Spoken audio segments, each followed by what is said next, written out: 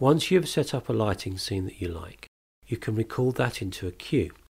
Cues are a sequential pre-programmed list of scenes or lighting states which you replay every show to ensure each performance looks identical to your design. To record the next available cue, use the syntax record enter. The more you wish to define about the cue you are recording, the longer the syntax can be.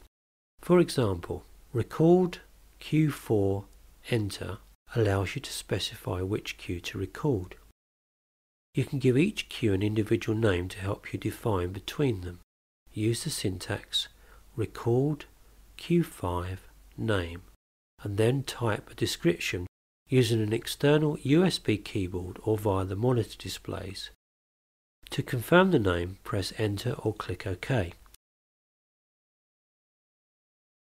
We can also change the name of the cue which has already been recorded by using the syntax Q1 name, or by double-clicking into the name cell to type straight into the cue stack.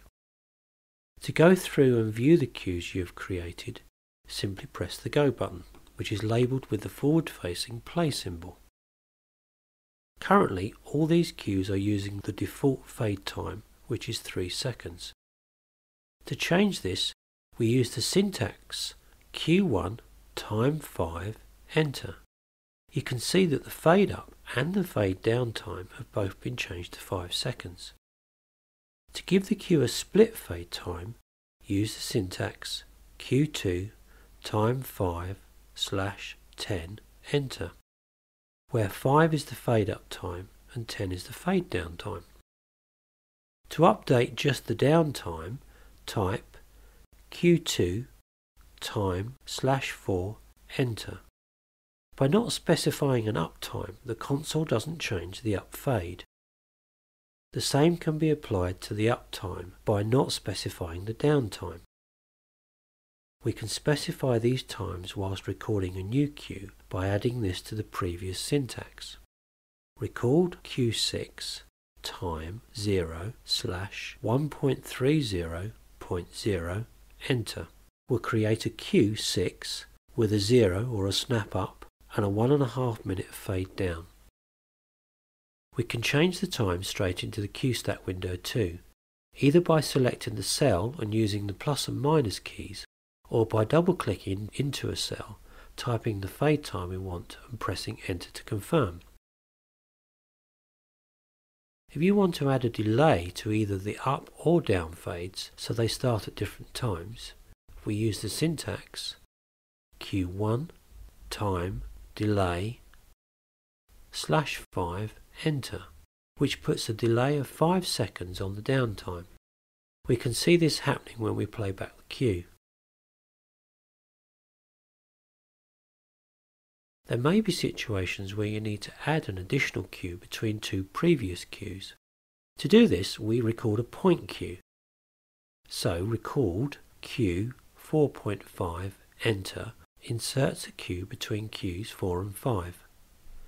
It's usually advantageous to use a number that falls in the middle of the two cues, 4.5 as opposed to 4.1 for example. If required, you can define up to 2 decimal points, such as 4.75, meaning that you can record 99 cues between cue 4 and 5. To make changes to a cue, go into the cue, make the changes you wish to make, and then use the syntax update enter.